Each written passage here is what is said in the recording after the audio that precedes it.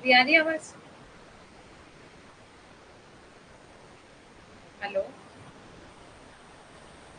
अभी आ रही है आवाज?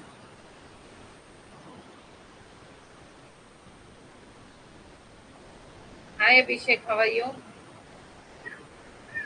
सो कैसे हो आप लोग?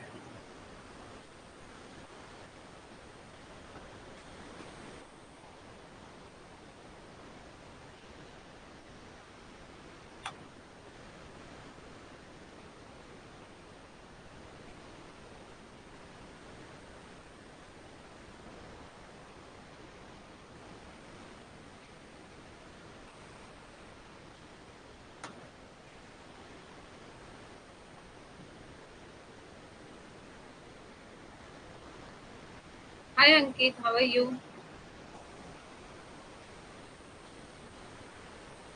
क्यों, क्या हो गया ईशा? आपने मेडिसिन वगैरह लिया? Please take care of yourself, अभी एग्जाम्स आने वाले हैं। बी रेडी, बी केयरफुल, अपनी हेल्थ का जरा ध्यान रखते जाओ। क्लाइमेट बहुत गंदा चल रहा है। क्योंकि मतलब ये जो है रेन आ रही है नहीं आ रही है। Actually we need a rain, मतलब बारिश की हमको सबको ज़रूरत है। बट क्या कहे कि पता नहीं क्या है, मतलब बारिश जो है जितनी लिमिट में हमारे पास गिरनी चाहिए वो लिमिट में हमारे पास नहीं आ रही है। उसकी वजह से बहुत ज़्यादा प्रॉब्लम्स आ ही रही है। We all are facing about it, we all are facing. Let's see कैसा क्या होता है क्या नहीं होता है।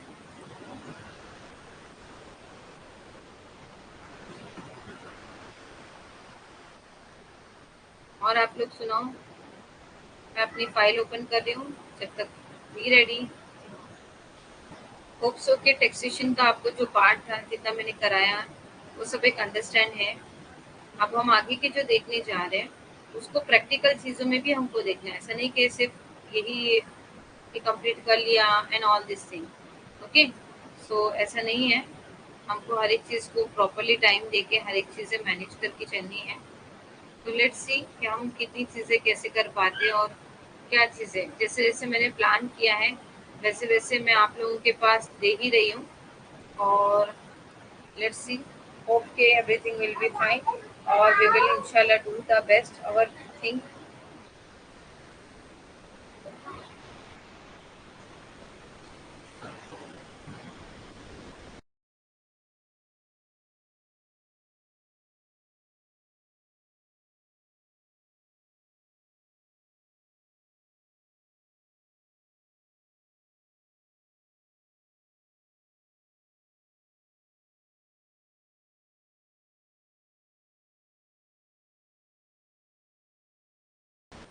अभी ऑफ क्यों है अभी? हाँ, ब्लैक शो हो रहा है मुझे भी। मेरे मतलब मोबाइल पे मैं जब चेक कर रही हूँ तो मोबाइल पे ब्लैक ही दे रहा है। एक मिनट अभी ऑन करके देखो। मेरे ख्याल से वहां से कुछ इशू है क्योंकि कल भी मुझे ऐसा लगा मेरी तरफ से इशू है। मैंने क्लास का मतलब कैंसिल कर दिया कि क्या हो गया। चलो, let's see, we will continue our study. Check कर लेते हैं हमारा। अच्छा, तो यूनिट वन में हमने सॉरी पार्ट वन में देखा था टैक्स एंड इनडायरेक्ट टैक्स के अंदर कि जीएसटी का मतलब मीनिंग क्या होता है, जीएसटी के टाइप क्या होते हैं। आपको जीएसटी कैलकुलेशन करने वगैरह नहीं आता है, सिर्फ आपको जीएसटी का कंटेंट पूछा जाता है। ये सब में सिंपल क्वेश्चन हो जाता है, सब में सिंपल यूनिट हो जाता है। और इसके अंदर हम लोगों को इनकम फ्रॉम पर्सन यानी इंडिविजुअल की सैलरी के हिसाब से कौन कौन से एटीज के हिसाब से डिडक्शन का इम्पोर्टेंट है। लाइक अगर वो पर्सन सैलरी कर रहा है तो उसको 80D में क्या बेनिफिट है, 80C में क्या बेनिफिट है, ये इंपॉर्टेंट टॉपिक है। देन 30% जो हम लोग को डिडक्शन की वैल्यूएशन मिल जाती है कि आपको एग्जाम मिल जाता है। तो वो 30% का क्राइटेरिया इंपॉर्टेंट है कि आपको समझ में आना चाहिए 30% का क्राइटेरिया है। नेक्स्ट आपका और ये चीज़ इंपॉर्टेंट है। उसके बाद कि हम इंडिविजुअल हैं, हफ है। उसके बाद हफ के बाद में अगर कोई कंपनी है या कॉर्पोरेट फील्ड है तो उनका कितना कितना क्राइटेरिया, ये सब हमको जानना बहुत ज़्यादा ज़रूरी हो जाता है। Now, IT Act 2000, the Information Technology Act 2000 was enacted by the India Parliament in 2000. IT का एक्ट जो था इनका यानी इनकम टैक्स का जो एक्ट था वो कब लॉन्च हुआ था इंडिया के अंदर 2000 में। It is primary law in the India for matter related to the cyber crime and e commerce. यानी ये जो लॉन्च हुआ था ये साइबर क्राइम और ई कॉमर्स के लिए हुआ था। The act was enacted to give the legal sanction to electronic commerce, electronic transaction, to enable the governments also the prevent cybercrime. ये कहाँ से आ गया? आईटी का इसमें क्यों दे रहा है?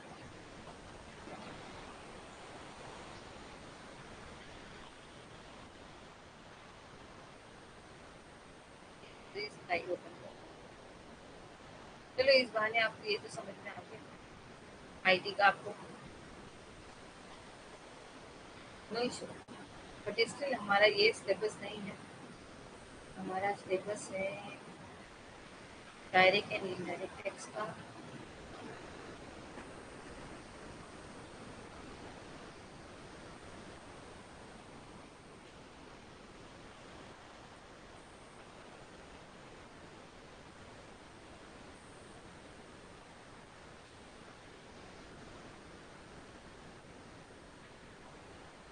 मे बी हमारी 2025 तक स्लाइड हो चुकी है। मैं एक बार पूरा बोल मतलब थोड़ा थोड़ा बता के रिवाइज कर लेता हूँ, आपका अंडरस्टैंडिंग भी हो जाएगा, आपको समझ में भी आ जाएगा।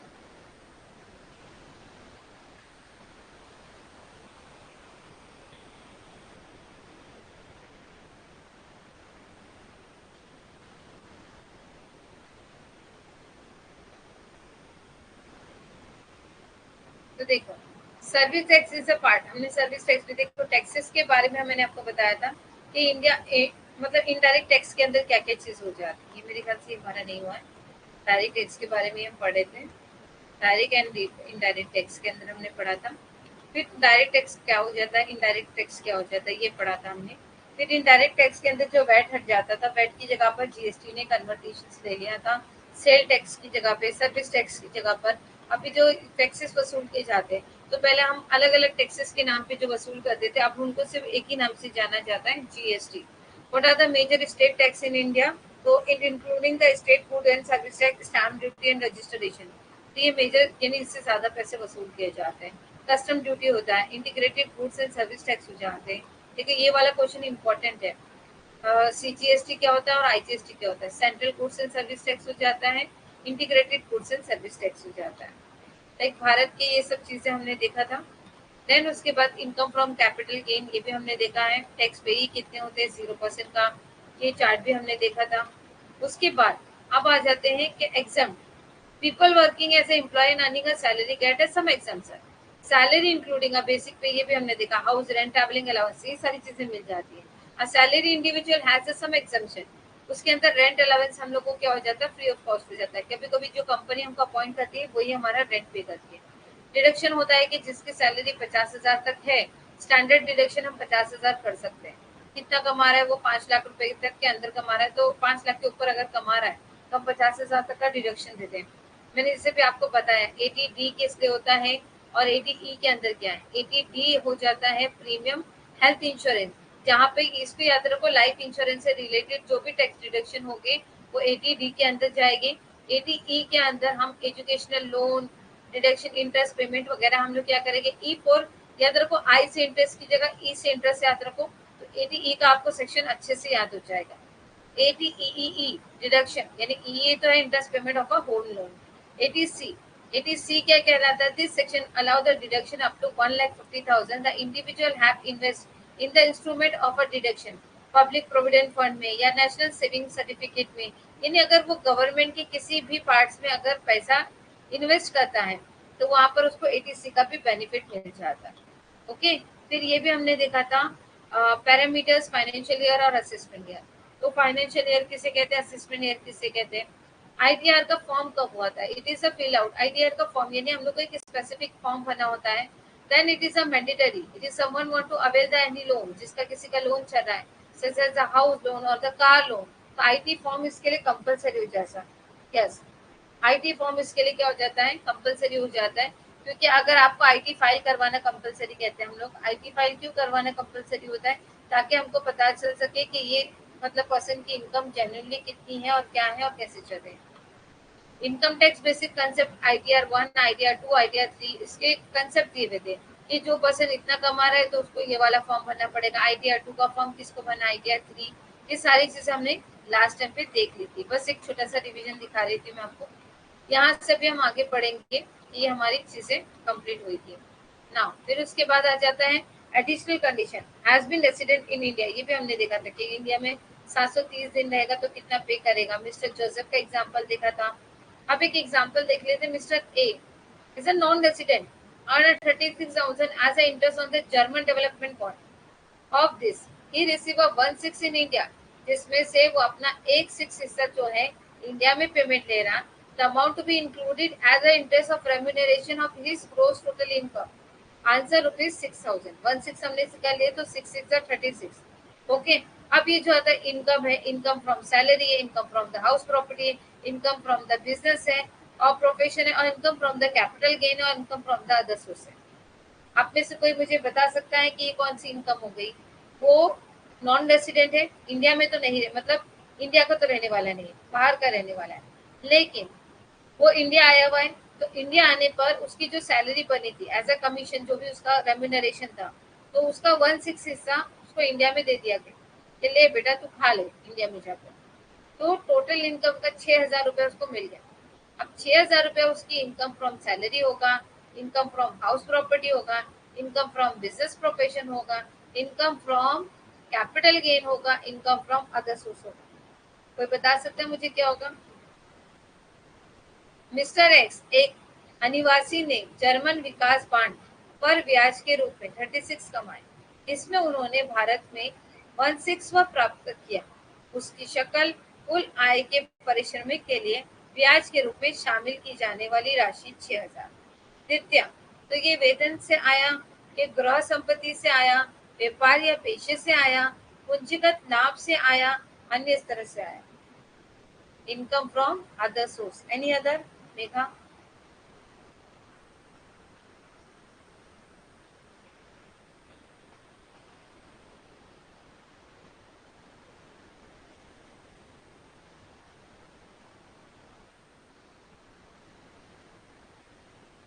Yes, Megha is the right person. किसी और ने ट्राई क्यों नहीं किया? देखो क्या होता है पता है, देखो सैलरी मतलब इनकम, मेरे पैसे, मेरे पास पैसा आ रहा है ना, मेरे पास पैसा आ रहा।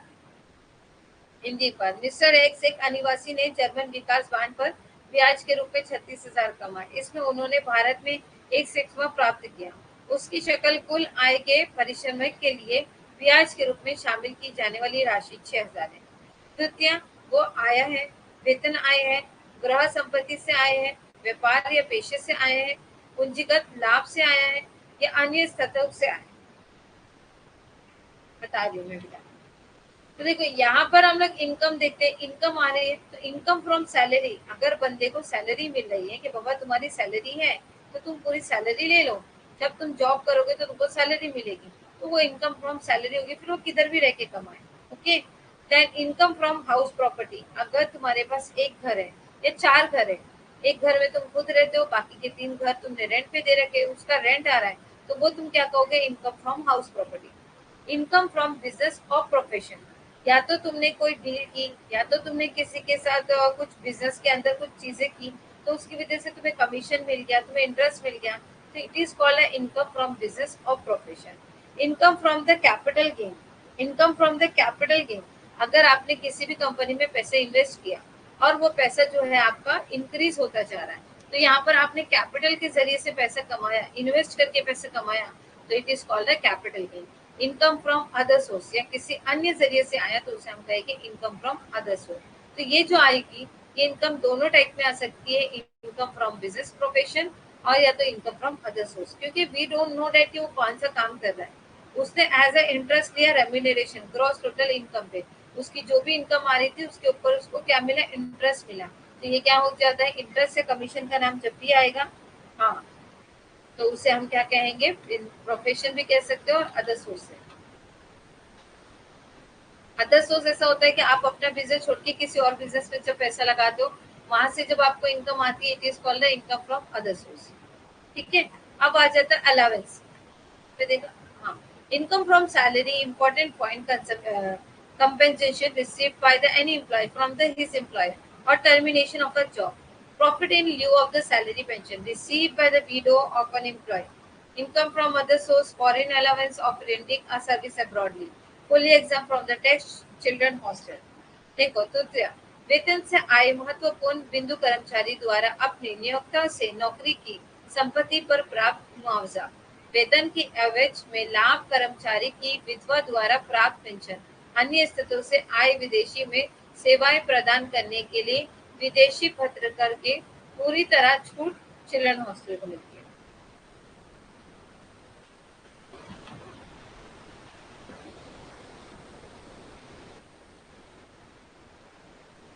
बेटा यहाँ प्रॉफिट नहीं हुआ ना बेटा, no business profit is a income from business profession. Business profit, business के अंदर अगर आप प्रॉफिट कमा रहे हो, आप कोई भी तरह का बिजनेस स्टार्ट, देखो बिजनेस प्रोफेशन के अंदर आप बिजनेस के अंदर आपको सिर्फ प्रॉफिट भी नहीं होगा, आपको इनकम भी आएगी, आपको कमीशन भी मिलेगा, आपकी डेवलपमेंट होगी, तो it is called a business for profession. Okay dear. अब यहाँ पे होते हैं allowance, exam up to specified limit, maximum amount of exemption of compensation receive at the time of voluntary retirement 5 lakh rupees, salary, bonus, commission, ये सारी चीजें होती है। तो यहाँ पर हो जाता है receive by the working partner, okay, receive working partner from the firm income from the business और profession, pension receive by the, देखो यहाँ पर उसने मेंशन किया है, receive by the working partner from the firm income from the business or profession, pension received by the widow of a government employee, income from the other sources, profit on the sales of machinery used in the business, income for the short term। हम उसे as एक पूरा concept करना रहता है। तो salary including, salary के अंदर क्या होता है, अलाउंस होते हैं, फुली टैक्सेबल अलाउंस भी होता है, ये कौन से होते हैं, DNA allowance, medical, fix medical allowance, tiffin allowance, servant allowance, non practising allowance, hill allowance, warden allowance, protection allowance, ये सारी चीजें अब अलाउंस क्या हो जाते हैं, इसके अंदर कैलकुलेशन हो जाते हैं।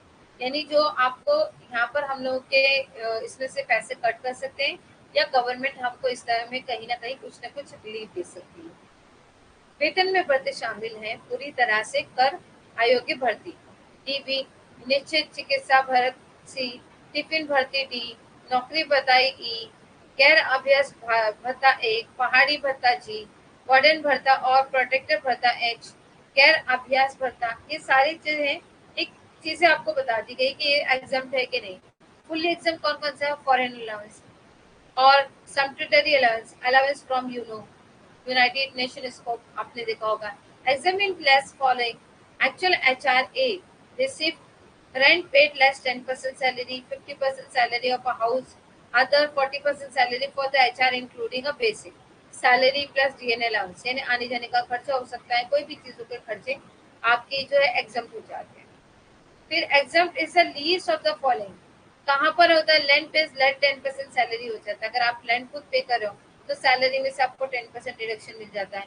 50% salary house is metros, otherwise अगर आप किसी सिटी वगैरह एरिया में रहते हो तो 50% सैलरी में से जाता है, और मतलब 50% का जो अलाउंस का आपको डिसाइड क्या होता है वो पूरा जाता है। 40% salary of our HRA including a falling basic salary. It is taken only if it is a per term or employee.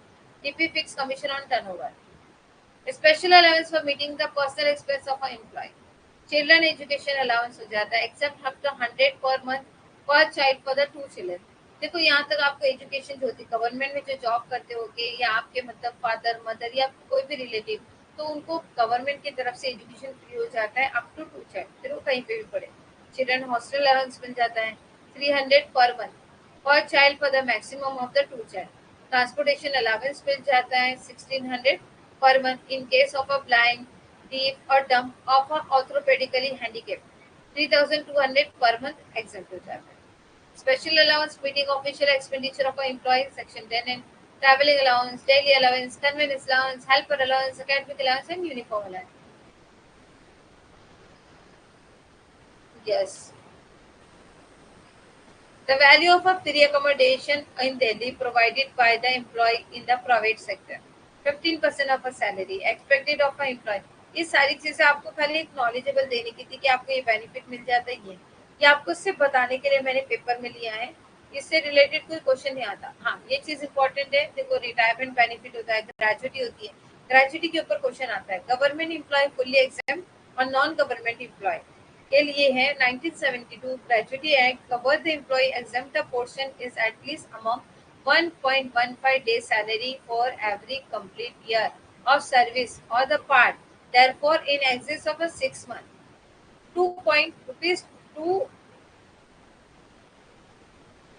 20 lakh sorry 20 lakh gratuity actually received salary minus क्या हो जाता है basic plus DNA allowance 15 days salary at least month यानी आपको क्या करना है आपके सैलरी में से कुछ हिस्सा अगर आप सेविंग करते जाओगे तब आपको रिटायरमेंट ग्रेजुटी बेनिफिट ये सारे रिटायरमेंट बेनिफिट मिलते हैं employee not cover of the payment gratuity act 1972 at least of the following sum half month average salary for every complete year actual gratuity received salary plus basic है तो ये सारी चीजें उसमें आ जाती हैं encashment of earning leave during the service fully taxable after retirement maximum amount exempt हो जाता है compute pension government employee fully exempt private employee exempt will be as the following norm of a pension if gratuity received हो रहा है कि नहीं it does not receive a gratuity ये सारी चीजें बीच में आ जाती हैं कंप्यूट पेंशन होता है गवर्नमेंट एम्प्लॉय के लिए क्या हो जाता है एग्जाम्प्ट हो जाता है प्राइवेट एम्प्लॉय का एग्जाम्प्ट होता है will be as follow 1/3 of a norm private कोई कोई इंस्टीट्यूट होता है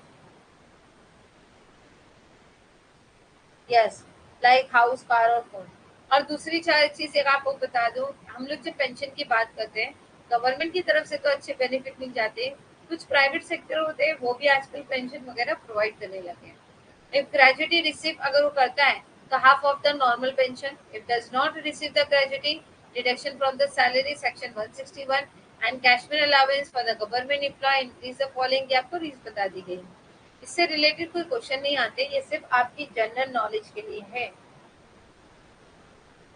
question given in the formation related to the house देखो ऐसे क्वेश्चन आपको हो जाते हैं तो यहाँ पे municipal value fair rent standard rent actual rent municipal tax paid by the owner marginal value of unrealized rent 40,000 market value sorry market value of unrealized rent 40,000 what is the annual value of the house solution देखो expected rate कितना है उसका rent यानी standard rate कितना है 160 actual कितना है 20,000 sorry एक जीरो इसमें पड़ गया 20,000 पर मंथ बोला तो उसे 10 महीने का हिसाब लगाया ओके तो 2 लाख ग्रॉस एनुअल वैल्यू कितना हो गया 2 लाख लेस म्युनिसिपल टैक्स उसमें से 30,000 कर लो तो वैल्यू कितनी हो जाएगी 1,70,000 ऐसे क्वेश्चन एग्जाम में आते हैं Important point rent from vacant plot of a land is accessible under the head income from the other source. Rent from the subletting chargeable under the head of a income from the other source. देखो एक rent है जो खाली पड़ा था अब उसके ऊपर भी अगर आपने कुछ चीजें करने के लिए एसेसिबल दे दिया तो उसके ऊपर अगर कुछ इनकम आ रही है तो वो भी कैलकुलेशन होगी rent from paying guest accommodation is accessible under the head of the profit gain from the business of the profession. Question. Calculate the gross annual value of the detail. Municipal value 45,000, fair rent value 50,000, standard 48,000 and actual.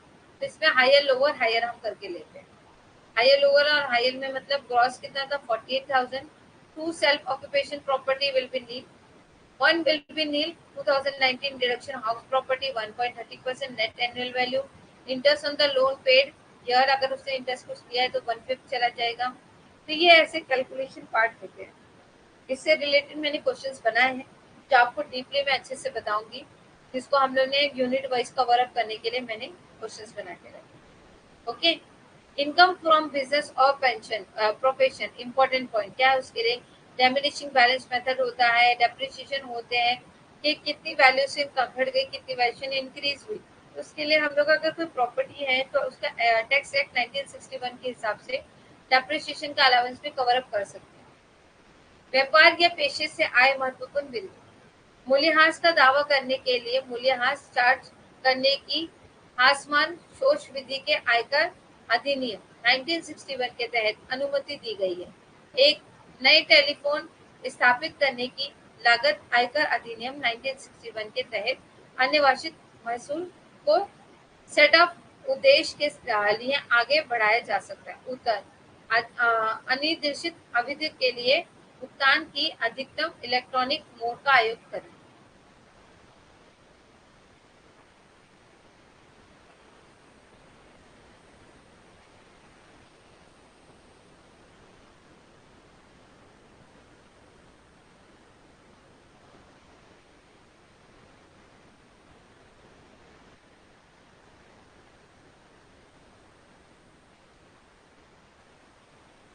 this clear everyone? Please let me know. यहाँ तक सबको clear है?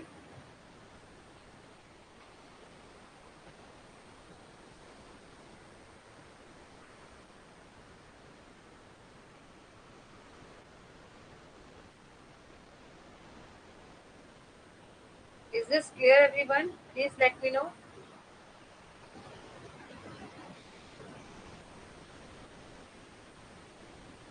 अब यहाँ पे जैसे income from capital gain, उसके अंदर भी कुछ पॉइंट्स है.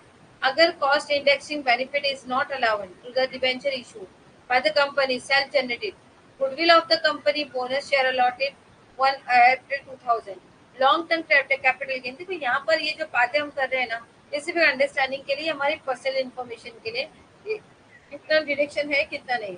आपको इसमें लर्न क्या रखना है, डिडक्शन का सेक्शन. सेक्शन डिडक्शन बहुत सॉरी इम्पोर्टेंट है. Section 54 Act shall not be allowed if the assessee on that date transfer owns more than one residential house. 54 EC maximum deduction 50 lakh. Sorry, just hold on.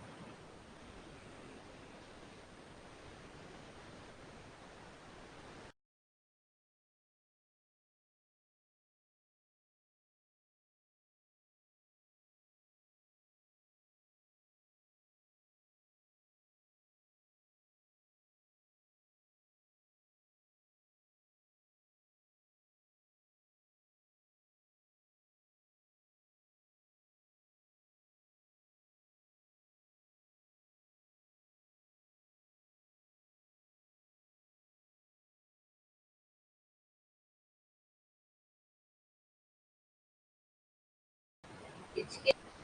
सो आपको पता है हिचकी क्यों आती है? Anyone no?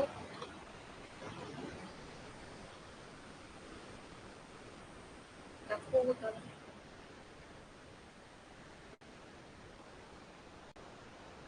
Please let me know. आप लोगों को पता है हिचकी क्यों आती है? जैसा अभी मेरे साथ हुआ.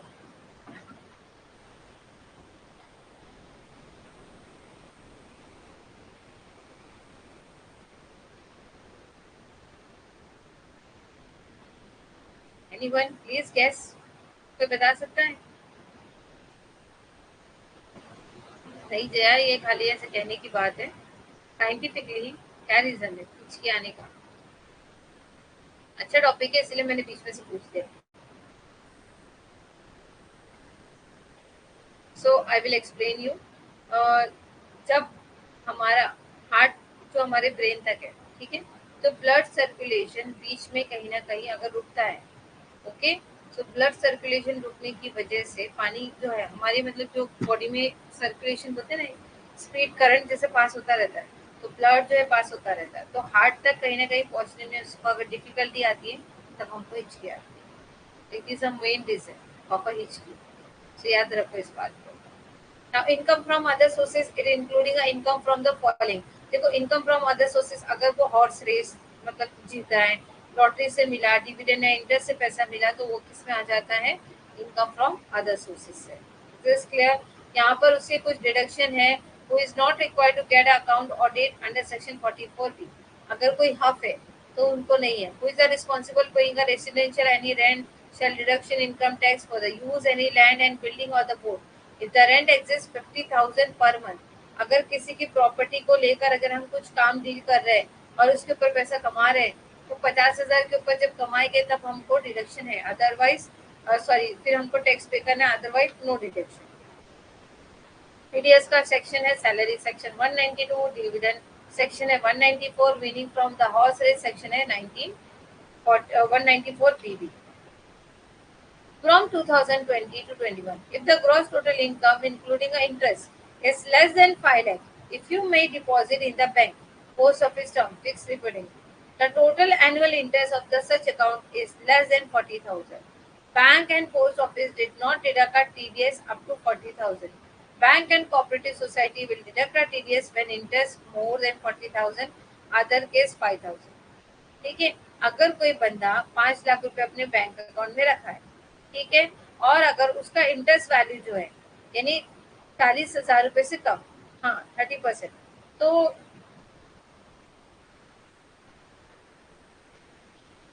नहीं नहीं नहीं, यहाँ पर टीडीएस अलग कंसेप्ट है डियर, दोनों को मिक्स मत करो। यहाँ का टीडीएस देखो, एक बंदे ने यहाँ पे पैसे जो है 5 लाख रुपए अपने बैंक में जमा रख दिए, तो साल भर के बाद जब आपको इंटरेस्ट मिलेगा, तो अगर उसकी इंटरेस्ट की वैल्यू 40,000 के ऊपर जाएगी, तब गवर्नमेंट जो है उसके ऊपर टैक्स लागू करेगी। ओके, अगर यहाँ पर वो कमाया हुआ नहीं बता रहे, यहाँ पर बता रहा है कि 5 लाख रुपए उसने लेकर जाकर, उसको मिल गया, किसी ने दे दिया 5 लाख रुपए, उसने जाकर बैंक में रख दिया। अब वो बोला मेरा तो कुछ काम है नहीं, 5 लाख रुपए की बैंक रोलिंग करेगी।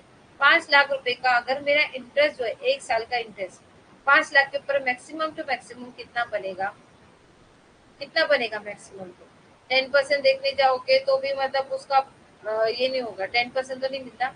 हम लोग को 1 या 2% देता है, तो 1% जो है 500 या 5,000 तक आ जाएगा। तो एग्जैक्टली जब इतना अमाउंट है, अगर 40,000 के ऊपर किसी का इंटरेस्ट जाता है, तो उसको टीडीएस पे करना पड़ेगा।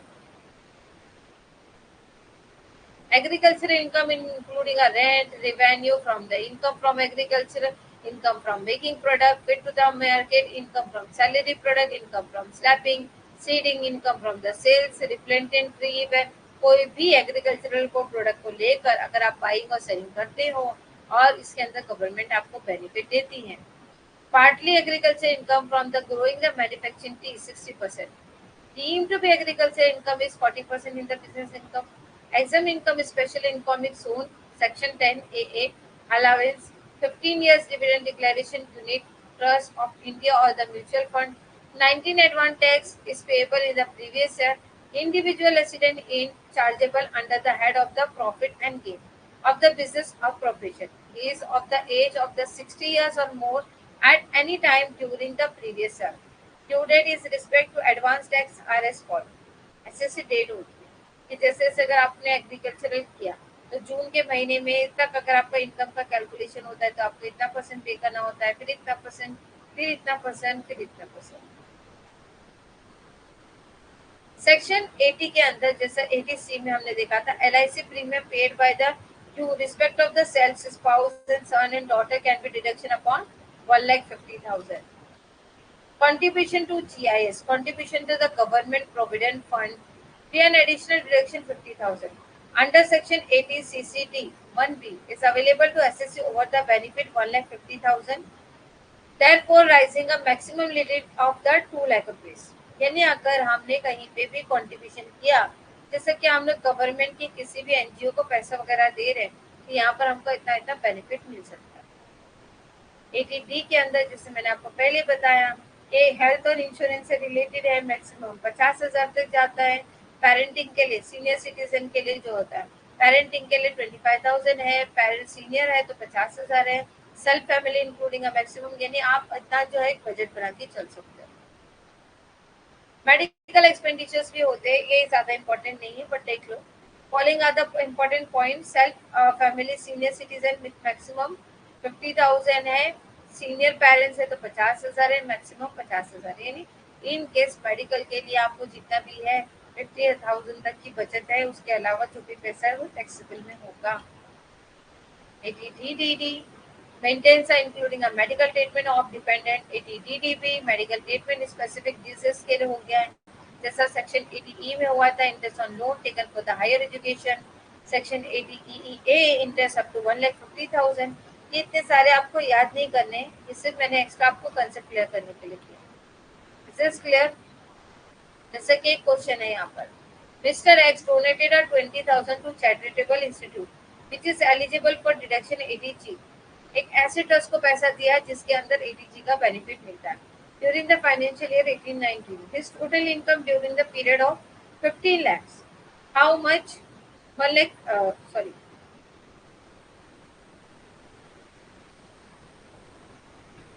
50 lakhs उसकी सैलरी थी। How much deduction he claim under section 80G? तो 7,500। तो क्यों? Donation of Kerala chief minister dot relief fund can be including a donation 100% without the limit fee.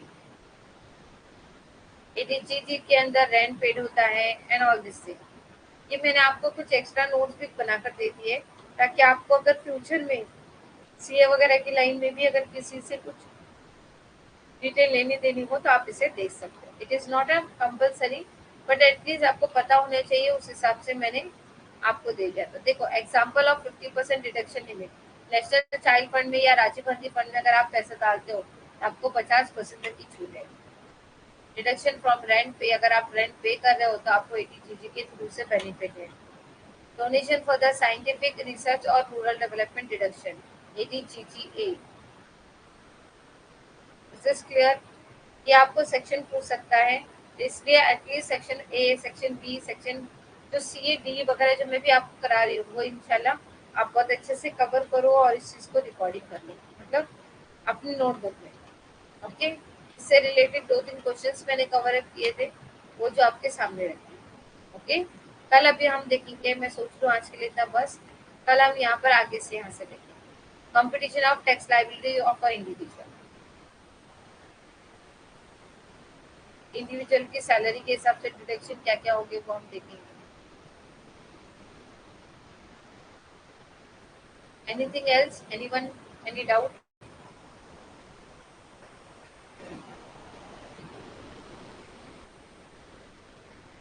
Important topic है, छोटा सा है, बीच में 2 दिन हमारे वेस्ट हो गए, अदरवाइज हम कवर अप कर लेते।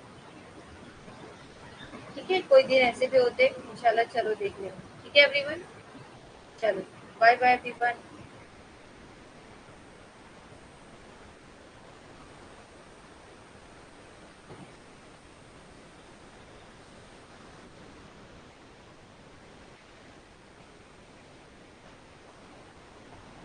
Okay, bye everyone. कल इंशाल्लाह आगे का पार्ट कन्वर्ट करेंगे।